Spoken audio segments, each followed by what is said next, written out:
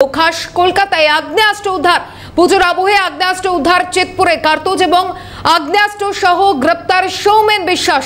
যেমনটা জানা যাচ্ছে, আগ্নেয়াস্ত্র উদ্ধার চিতপুরে। কার্তুজ এবং আগ্নেয়াস্ত্র সহ গ্রেপ্তার সৌমেন বিশ্বাস। খাস কলকাতায় আগ্নেয়াস্ত্র উদ্ধারের ঘটনা।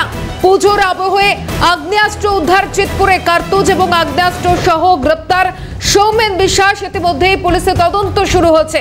খাস কলকাতায় আগ্নেয়াস্ত্র উদ্ধারের ঘটনা। পুজোর আবহে আগ্নেয়াস্ত্র উদ্ধার চিতপুরে। বিস্তারিত জানবো সরাসরি আমাদের প্রতিনিধি অভিরূপা সাহা রয়েছেন। অভিরূপা, পুলিশ মার্জনা করবেন অভিরূপা হাজরা রয়েছে। অভিরূপা, পুলিশের তদন্তে এখনো পর্যন্ত কি কি তথ্য সামনে এলো?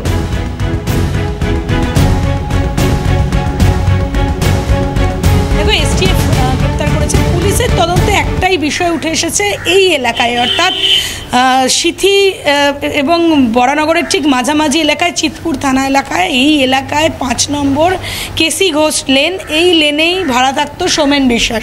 হুগলির বাসিন্দাই সৌমেন বিশ্বাস দীর্ঘদিন ধরে এই ধরনের শান্ত পাড়াকে বেছে নিয়েছিল, যেখানে তার কার্যক্রম চালানো সুবিধে হতো এবং দীর্ঘদিন আশেপাশের লোকজনের সাথে খুব একটা বেশি তিনি কথাবার্তা বলতেন না, এখানেই তিনি থাকতেন। গতকাল এসটিএফের একটি অভিযানে তাকে গ্রেপ্তার করা হয়েছে। তার কাছ থেকে প্রচুর কার্তুজ এবং বন্দুক উদ্ধার করা হয়েছে, আগ্নেয়াস্ত্র উদ্ধার করা হয়েছে এবং সবথেকে বড় বিষয়, তাকে জিজ্ঞাসাবাদ করা হচ্ছে কোথা থেকে আসতো। তিনি মিডলম্যান হিসেবে কাজ করতেন, এমনটাই সূত্রের খবর। মিডলম্যান হিসেবে তিনি জিনিসটা নিজের কাছে রাখতেন এবং পরবর্তীকালে বিক্রি করতেন। ফলত এই যে মিডলম্যান হিসেবে তার কাজ করা, কোথা থেকে তিনি এই আগ্নেয়াস্ত্র পেতেন এবং কাদেরকে দিতেন, এই সংক্রান্ত তথ্যাদি জানার প্রয়োজন রয়েছে। সেই কারণে আজ আদালতে তুলে নিজেদের হেফাজতে নেবে পুলিশ। নেবার পরই তাকে জিজ্ঞাসাবাদ করা হবে কাদের হয়ে তিনি কাজ করতেন, কোথা থেকে আগ্নেয়াস্ত্র আসতো এবং কোথায় তিনি সেগুলোকে সাপ্লাই করতেন। কিন্তু এই মূলত এই ধরনের শান্ত পরিবেশ বেছে নেবার তার কি কারণ, সেটাও খতিয়ে দেখছে পুলিশ। এই ধরনের শান্ত এলাকায় অর্থাৎ পাড়া এলাকায় তিনি থাকতেন এবং বহুদিন ধরেই তিনি এখানে থাকতেন সূত্রের খবর, এবং হুগলির বাসিন্দা এখানে এসে তিনি এই ধরনের ব্যবসা চালাতেন। ফলত সেই জায়গা থেকেই বড় প্রশ্ন উঠছে যে আদতে মানুষ কতটা সুরক্ষিত। এই ধরনের শান্ত পরিবেশ, শান্ত পাড়ায় ভাড়া নিয়ে থাকতেন তিনি একটি বাড়িতে এবং তারপর সেখান থেকে এই ব্যবসা চালাতেন।